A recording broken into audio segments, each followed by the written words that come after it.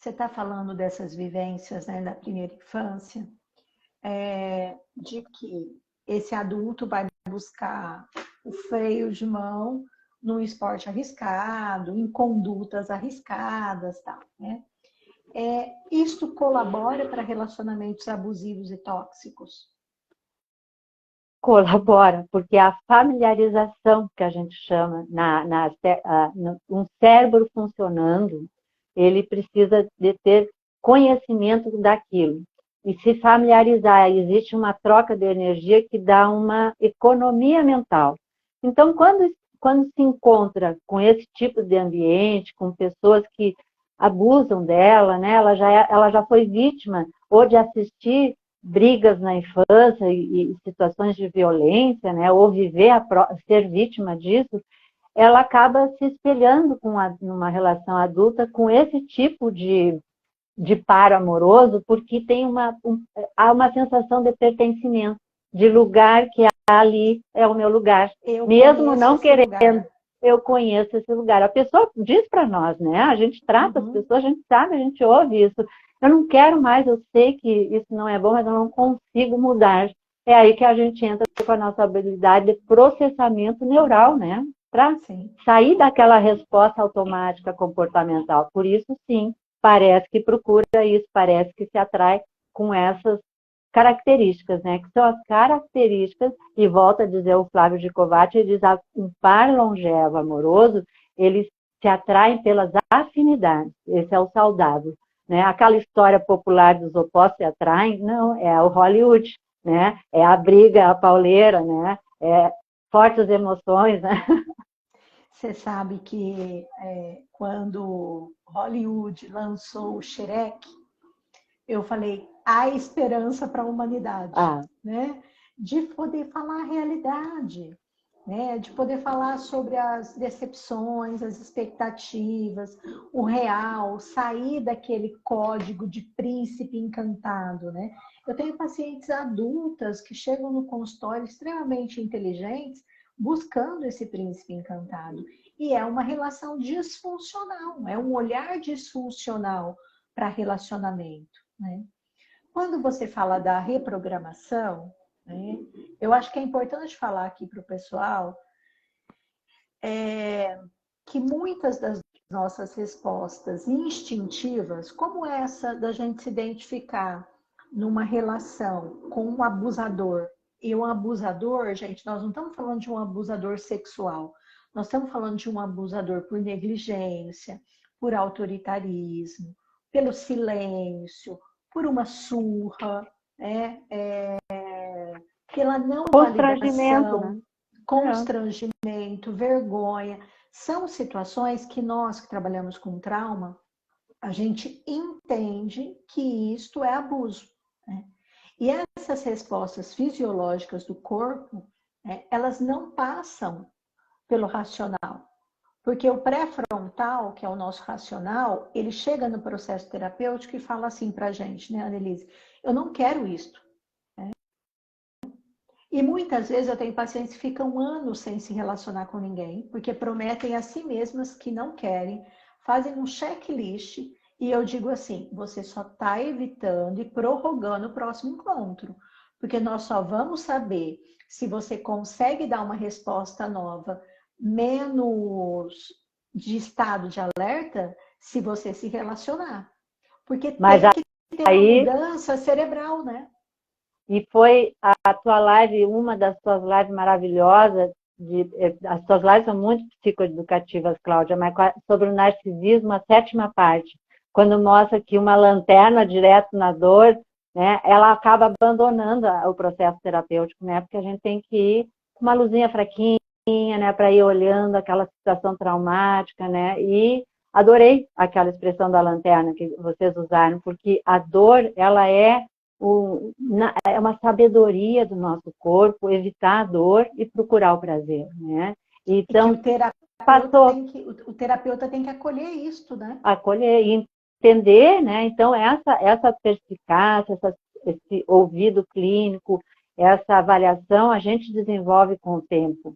E a gente erra também dentro do consultório quando vai direto para a lanterna e acha que a pessoa está pronta para enxergar a sua dor, porque ela traz racionalmente, né, a situação clara, bem como está acontecendo, e a gente não percebe a sutileza que está havendo para aquela pessoa, que ela está dividida dentro dela, né? Ela tem uma corajosa que vê tudo, enfrenta a situação ruim, mas tem uma parte que é a familiarização, né?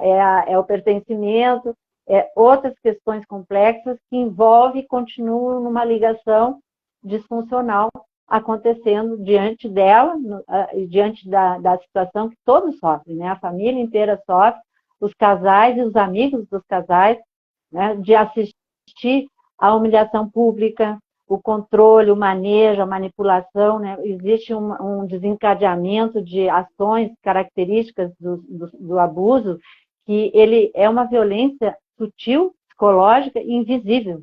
Porque aquela violência de roxo, de batida, de surra, aquilo ali é físico. É fácil de ir lá na perícia, na polícia, né, e fazer o exame de delito, no caso, né, toda essa situação. E aquela nossa colega, a Regina, conseguiu ajudar essa área jurídica a compreender o dano psicológico, que são tecidos neurais que estão com aquele dano daquela violência psicológica e que só hoje em dia, com aparelhos ultramodernos e muito caros, que não estão na hora lá da perícia para fazer o exame, né, que mostram um cérebro todo ativado e cheio de ferida, né, que é aquele funcionamento energético, né. Mas a gente pode falar sem precisar desse aparelho, todo mundo sabe quando está sofrendo isso. Né, assim, todos podem falar. O que precisa é que quem está ouvindo escute,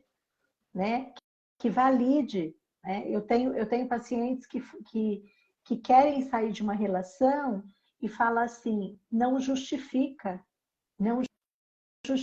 Isso. mas ela é abusada.